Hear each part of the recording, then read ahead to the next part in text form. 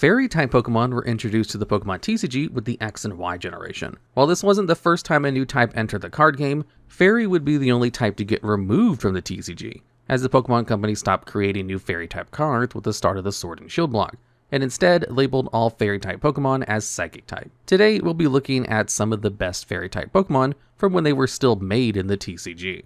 Starting off at number 10, we have Aromatisse. This Pokemon was one of the first Fairy-type cards ever released, appearing in the X and Y base set, so it's a fitting card to start the top 10 with. This card has the Fairy Transfer ability, which allows you to move Fairy energy around your board however you like during your turn. This effect is extremely powerful, and synergizes well with Xerneas, a card was released at the same time that accelerates Fairy energy onto two different Pokemon. The intended use for these cards is very obvious. On turn 1, you use Xerneas' Geomancy to put 2 extra energy into play. Then on the second turn, you evolve into Aromatisse and move all 3 energy on your board to Xerneas EX.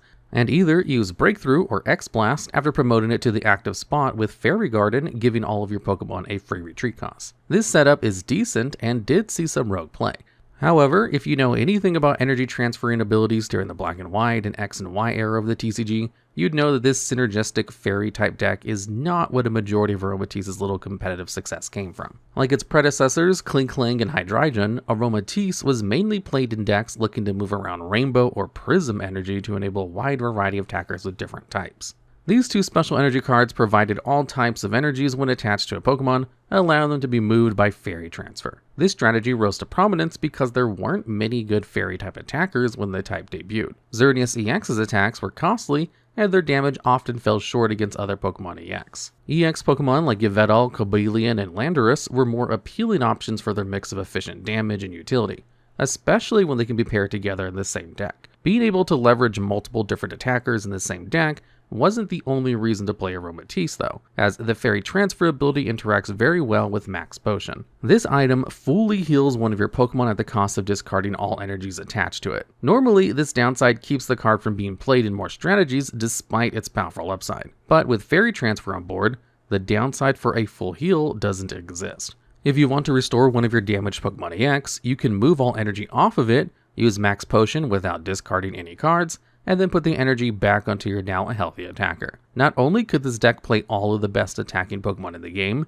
it also kept those strong Pokemon healthy and on board if your opponent couldn't take them down in a single attack. So then, why is a card that provided both great offense and defense utility at the same time at the bottom of this list? The deck required a lot of setup, and specific cards to take full advantage of its synergies. If a player could keep Aromatisse off the board, these energy transfer toolbox strategies often fell apart. If you didn't start the game with the correct attacker for a specific matchup, getting a necessary Pokemon established through a barrage of Lysandre and Red Signal targeting down your Aromatisse could be too difficult. Other meta decks like Yveltal could use Garbodor or Garbotoxin to prevent the use of Fairy Transfer without having to KO Aromatisse, shutting off the deck synergies. The early X and Y era heavily favored more linear decks, and those kinds of strategies prevented more complicated Aromatisse decks from having a spot in the competitive meta. And at number 9, we have Xerneas. For 1 Fairy and 2 colorless energy, the Rainbow Force attack deals 10 damage plus 30 more for each differently typed Pokemon on your bench. This attack served a simple purpose: to deal a ton of damage with a single prize Pokemon. Xerneas decks had a linear game plan of setting up as many different type bench Pokemon as possible to maximize Rainbow Force's damage output. If you had 5 different type Pokemon on your bench, the attack dealt 160 damage, enough to KO lower HP Pokemon EX such as Shaman and the lesser played Manaphy and Magearna. With a Fighting Fury belt attached and providing a plus 10 damage boost, Xerneas was able to KO metagame staples such as Hoopa EX and Yveltal, but still fell short off of beating a high HP Mega Pokemon and other relevant Pokemon EX in the metagame. Rainbow Force Xerneas had other ways to ramp up the damage count to beat these high HP threats, the most interesting of which was utilizing the mostly unplayable dual-type Pokemon. These Pokemon boosted the power of Rainbow Force by 60 when on the bench instead of the usual 30, allowing the attack to deal 220 damage with just 5 bench Pokemon. The other way was to expand the maximum bench size from 5 to 8 using the Skyfield Stadium card. Getting so many different Pokemon into play wasn't difficult during this era of the Pokemon TCG. The standard format Xerneas was legal during and had a plethora of consistency cards available to make setting up a full bench easy. The most notable of these are Shaman and Hoopa EX. Shaman's setup ability lets you draw cards until there are 6 cards in your hand when you play the Pokemon on your bench. Not only does this Pokemon represent up to 6 new card draws in hand, but it also directly boosts damage output by providing a colorless type for Rainbow Force. Hooba EX fulfilled a similar role in Rainbow Force decks. When played from your hand to the bench, the card's Scoundrel Ring ability lets you search your deck for up to 3 Pokemon EX and put them into your hand. Abilities which directly search 3 Pokemon are extremely rare in the Pokemon TCG, due to how powerful they can be. A single Scoundrel Ring in Rainbow Force decks represents at least 90 extra damage, by searching 3 differently typed Pokemon EX for the namesake attack, usually boosting the damage by 120 thanks to Volcanion EX's dual typing, and to draw cards by searching out Shaman EX. Getting enough bench Pokemon to bring Rainbow Force into a one-hit KO range was easy, but the move's attack cost was pretty expensive. Luckily, this format also had many ways to accelerate energy and to enable turn 1 Rainbow Force. The item card Max Elixir lets you look at the top 6 cards of your deck and attach any basic energy card you find there to one of your bench basic Pokemon. With the basic energy put onto Xerneas without using your energy attachment for a turn, double colorless energy could fulfill the rest of Rainbow Force's attack costs. With all these tools at its disposal, Xerneas decks were a powerful part of the metagame until being pushed out by other fairy-type decks later during its time in the standard format. And at number 8, we have Florges. This Stage 2 fairy Pokemon was a key part of certain standard format control decks thanks to its item recycling ability. Once per turn, Wondrous Gift lets you flip a coin. If heads, you get to put 1 item card from the discard pile on top of your deck. Control decks are often reliant on having some kind of resource loop to recycle and reuse important cards over the course of a very long game, and the Wondrous Gift ability provides just that. This strategy existed very briefly in the standard format right at the end of the Sun and Moon block. Lily's Pokédoll released in Cosmic Eclipse, the final set of the Sun and Moon block. This item card could be put onto the bench as a basic Pokemon with 30 HP that provided no prize cards when knocked out. Notably, there were very few ways to force an opponent to switch their active Pokemon during this brief format. If you put Lily's Pokédoll in the active spot, it was extremely likely to prevent an opponent attacking from dealing any meaningful damage for a turn because Boss's orders just didn't exist yet, and Great Catcher couldn't force a non-GX Pokemon into the active spot. Florges doll decks preyed upon the lack of gusting by putting any knocked out Lily's Pokédoll back into the deck with Florges' Wondrous Gift. If the opponent's deck had no way to deal damage to bench Pokemon, or lock the doll's players out of items, they wouldn't be able to take prize cards and eventually lose the deck out. Although this deck fell to the wayside in favor of Oranguru-based control strategies during the pandemic era of online tournaments, for a brief time, Florges could abuse the limited card pool to win via stall. And at number 7, we have Granbull. This Stage 1 Pokemon played very uniquely compared to other decks in the Sun and Moon through Lost Thunder format. This standard format was composed of all sets in the Sun and Moon block that released before Tag Team Pokemon GX were introduced, and is widely regarded as being one of the best standard formats in the Pokemon TCG's history. This format was defined by card advantage, draw power, and proper use of resources. Granbull completely ignores this idea, and instead wants to empty its hand every single turn while setting up for the next one. For 1 Fairy Energy, All Out deals 30 damage plus 130 more if you have no cards in your hand. This deck is a very aggressive deck built around a high damage single prize Pokemon, but the way it goes about doing so is very unique amongst other decks in the Pokemon TCG's history. All Out requires any Granbull deck to be built very uniquely because a player has to completely empty their hand while still having meaningful setups for the following turn. This deck also needed to be able to get an initial setup without accumulating too many cards in hand. All the usual staple setup cards of the Sun and Moon era could be a potential detriment to having an empty hand, as they either drew or searched too many cards to reliably result in an empty hand. Instead, this deck needed to use supporter cards, which could always lead to an empty hand, resorting to cards which saw very little use outside of this deck. Apricorn Maker was the setup supporter of choice with Granbull decks.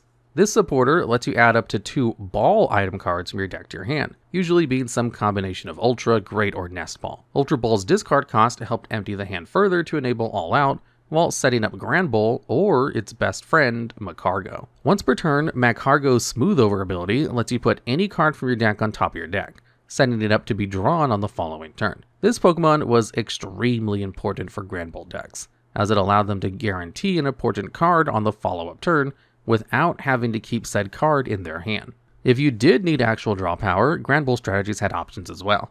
Oranguru's Instruct draws up to 3 cards, providing extra draw power, but not too much that you can't re-empty the hand for an all-out. Unfortunately, Granbull decks fell out of the metagame with the release of Tag Pokemon GX, as they couldn't keep up with the heightened power level of these 3 prized Pokemon. Despite Granbull being meta-relevant for only one specific standard format, the deck put up enough results to give the number 7 spot on this list. Had it been released sooner in the Sun and Moon era without Tag-Team Pokemon around, the strategy may have ended up even higher on the list. And at number 6, we have the original Xerneas. This card was one of the very first Fairy-type Pokemon revealed for the TCG, and has a fitting power level for such prestige. For 1 Fairy Energy, Geomancy lets you choose 2 of your bench Pokemon and attach 1 basic Fairy Energy from your deck to each of them. Also for 2 Fairy and 1 Colorless Energy, Rainbow Spear deals 100 damage at the cost of discarding an energy attached to this Pokemon. Rainbow Spear's 100 damage for 3 energy was middling at best. But that didn't matter when this card's mainstay was used for Geomancy. A single attack accelerating 2 energy cards in the deck is phenomenal. Those energy cards spread across the board, which means you'll always have a backup attacker ready to go whenever. For example, attaching a single energy to a Xerneas EX means you can fulfill the rest of Breakthrough's attack cost with a single double colorless energy. Geomancy was also excellent in that the attack accelerated energy cards even while under a Gardevoir's Garbotoxin, or a Seismitoad EX's, providing Fairy decks a way to set up through disruption. Unfortunately, as mentioned when we discussed Aromatisse, these pure Fairy decks were lacking strong attackers. Xerneas EX was fine, but not outstanding, and was significantly outclassed by its counterpart Yveltal EX. This lack of good Fairy Pokemon in the early X and Y standard format means Xerneas Geomancy was far less valuable than it should have been, and why the card's only Master Division World Championship top 4 appearance saw it paired alongside Mega Kangaskhan EX. It wasn't until the release of the first Mega Gardevoir EX that Xerneas would finally receive strong Fairy-type attackers to pair with it. Mega Gardevoir EX's Brilliant Arrow was tailor-made for Geomancy, as the attack dealt 30 damage for each Fairy energy card attached to all of your Pokemon. Using Xerneas' Geomancy to power up Brilliant Arrow to absurd damage heights was a simple game plan that some players saw competitive success with. Generally speaking though, the energy required for Brilliant Arrow to be worth using over other strategies was a bit too high, and so the deck's success was limited. Luckily, this isn't where Xerneas' competitive stint ended, as it received the best possible attacker for its Geomancy attack in the penultimate set of the X and Y block. Xerneas Break could be put on top of a Xerneas to give it a 20 HP boost and access to the Lifestream attack. For 2 Fairy Energy, Lifestream deals 20 damage for each energy attached to all of your Pokemon. While its damage output may be lower than Brilliant Arrow's, Xerneas Break has significant upsides that helped establish the card as a legitimate metagame contender. Firstly, its attack cost was more reasonable, and half of that cost was already paid by using a single Geomancy without having to move around energy cards. Secondly, double colorless energy counts toward Lifestream's damage, boosting it by 40 for each of the special energy if attached to a Pokemon. This allowed Xerneas Break decks to utilize attacks such as Lugia EX's Arrow Ball or Tapu Lule's GX Energy Drive, something Mega Gardevoir EX decks couldn't do well, because the special energy didn't boost Brilliant Arrow's damage. Lastly, and more importantly, Xerneas Break was a single prize attacker, meaning you could 2-hit KO Pokemon EX or GX while being ahead of the prize race. Although the deck never won any major tournaments, it was a legitimate strategy that players had to be aware of. Xerneas was never a top tier card, but being a key player in many Fairy decks over the years earns it a spot on this list. And at number 5, we have the dual type Mega Gardevoir EX. For 1 Fairy, 1 colorless energy, this Pokemon's Despair Ray attack deals 110 damage, plus 10 more damage for each Pokemon you discard from your bench when you use the attack. Despair Ray's effect is very unique in the Pokemon TCG, because it takes Pokemon off of your bench without knocking them out, meaning that your opponent gets no prize cards. Mega Gardevoir EX's low attack cost and unique effect allowed the deck to better leverage utility Pokemon EX like Shaman and Hoopa better than any other strategies in the game. Shaman EX is an absurdly powerful card, arguably one of the best in the modern TCG's history, but it does have one downside. After you play it, this low HP 2-prize Pokemon is stuck on your bench and can be easily knocked out by an opponent's attack. Many games have been decided by an opponent using Lysander or Guzma on a Shaman to get their last 2 prize cards.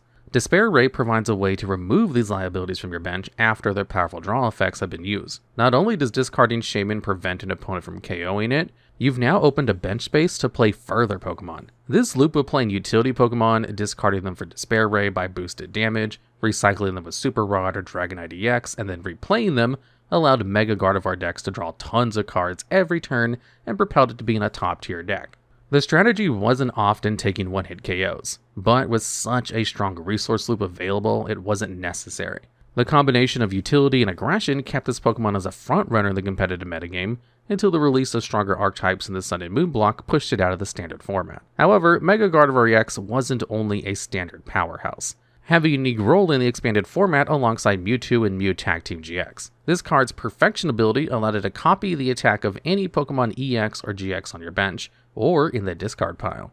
Despair Ray gave these Mewtwo and Mew decks a way to repeatedly discard Giratina from their bench. During your turn, Giratina's Distortion Door ability allows you to put it onto the bench from your discard pile. When you do, you get to put 1 damage counter on 2 of your opponent's bench Pokemon. If you had 2 Giratina in the discard pile, Distortion Door functionally added 20 damage to bench Pokemon for every Despair Ray used throughout a game, setting up KOs against other Pokemon in combination with other high-powered attacks.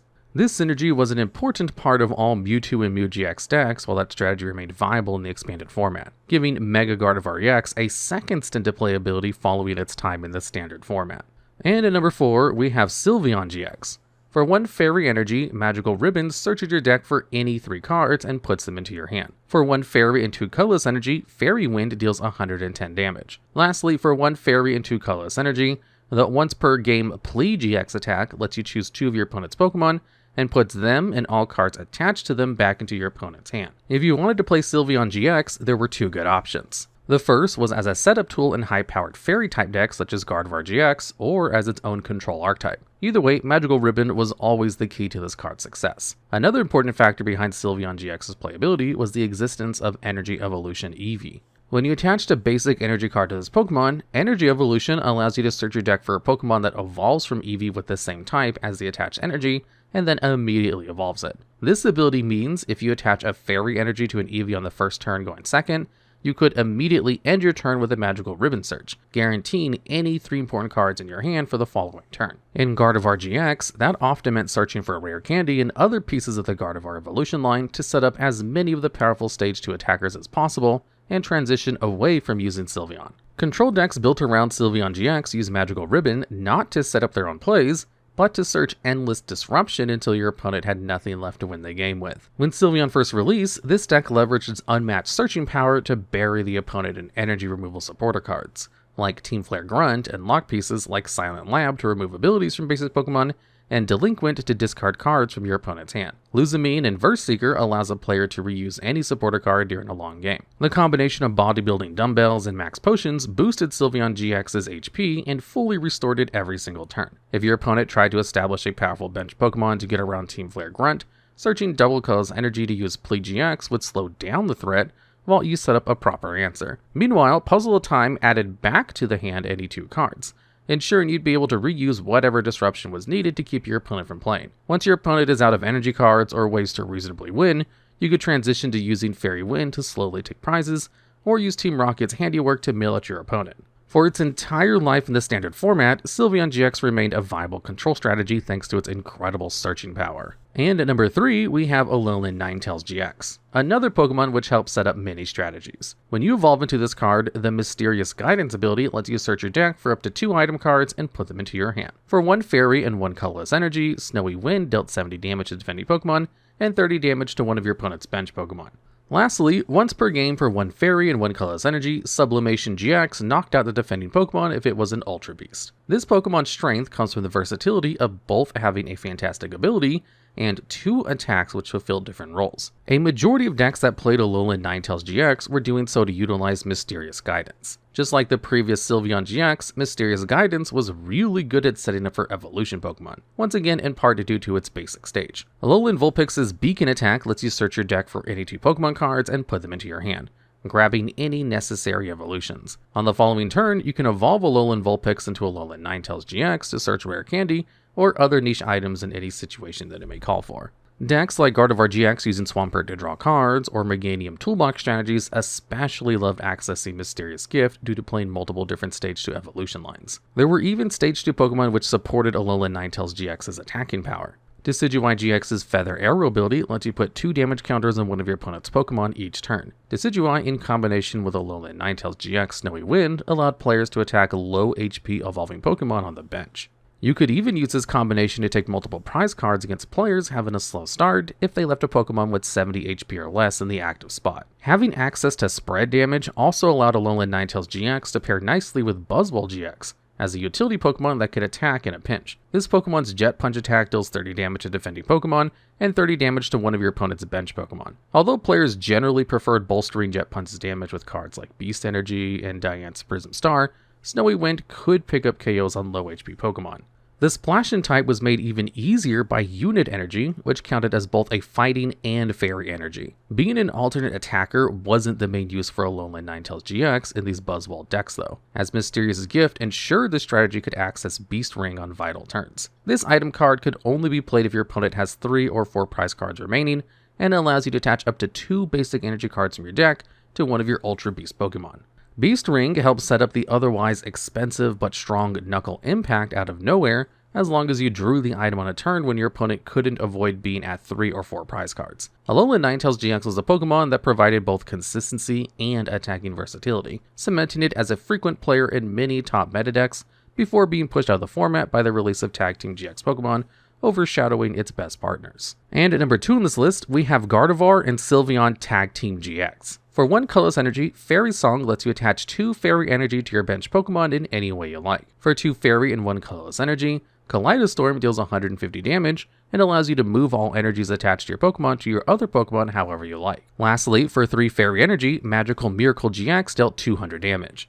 Then, if you had 3 excess fairy energy attached to Gardevoir and Sylveon Tag Team GX, your opponent shuffles their hand into their deck. This Pokemon's effects are like a weird combination of the original meta fairy types Xerneas and Aromatisse, a fitting callback since Gardevoir and Sylveon GX was the last meta-relevant fairy Pokemon. This Pokemon's strategy thrived at controlling the game while slowly accumulating energy on the board to use their once-per-game Magical Miracle for the full 6 cost effect. This card's own design helped facilitate this game plan. On turn 1, with a first attack, Fairy Song attaches 2 energy to a bench Gardevoir and Sylveon GX. On the second turn, you could switch into the copy with 2 energy, attach a third energy for Kaleidostorm, and then move this single fairy energy on the bench Gardevoir and Sylveon GX, attaching 4 of the 6 energy necessary for Magical Miracle GX. If your opponent was having a slow setup, you could even use multiple fairy songs instead of attacking. However, this is rarely how games play out, and the deck instead used Kaleidostorm to move energy around the board to keep it off of damaged Pokemon,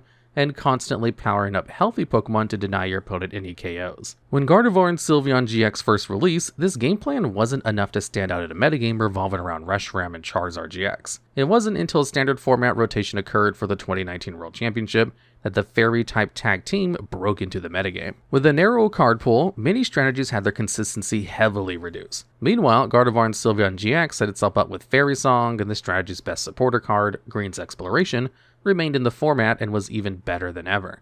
This card allowed a player to search their deck for any 2 trainer cards as long as they had no Pokemon with abilities in play, allowing the deck to search whatever 2 cards were necessary for controlling the game. With Green's Exploration, the deck could reliably access controlling cards like the Fairy Charms or Power Plant. Fairy Charms were a group of extremely powerful Pokemon tool cards that prevented all damage dealt to an attached Fairy-type Pokemon by Pokemon of a certain type. The most commonly played charms were Fairy Charm Psychic to wall Mewtwo and Mew GX, Fairy Charm Electric for Pikachu and Zekrom GX, Fairy Charm Ultra Beast for Blacephalon and Blacephalon GX, in combination with Power Plant preventing Pokemon GX from using their abilities.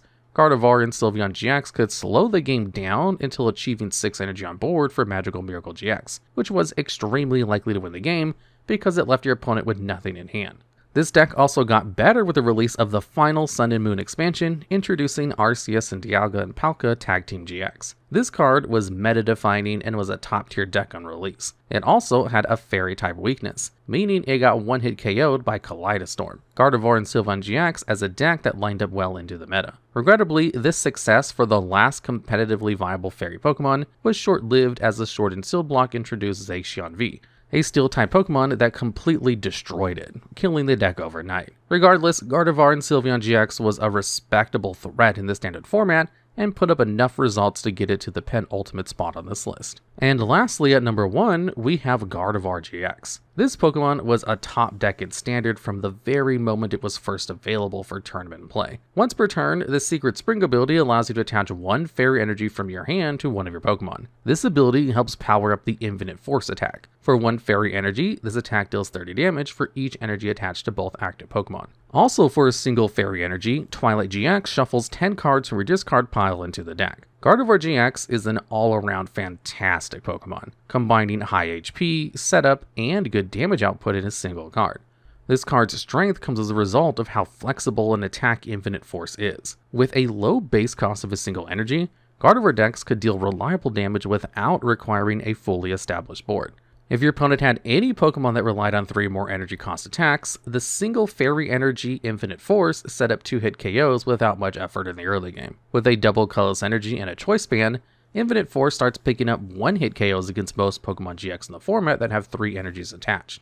If your opponent was using low-costed attacks to avoid increasing Infinite Force's damage, the combination of multiple Secret Springs plus a double Colorless Energy could attach upwards of 5 to 6 energy cards in a single turn, adding 180 damage to Infinite Force with just Gardevoir GX's energy alone. When combined with a draw engine like Octillery for the World's 2017 format, or its later partners Zoroark GX and Swampert, a player could near guarantee a handful of energy to attach with Secret Spring and hit whatever damage number was necessary for a KO. Having access to strong draw engines also boosted the power of Twilight GX, as you'd be more likely to draw into whatever important cards you shuffle from your discard pile back into your deck.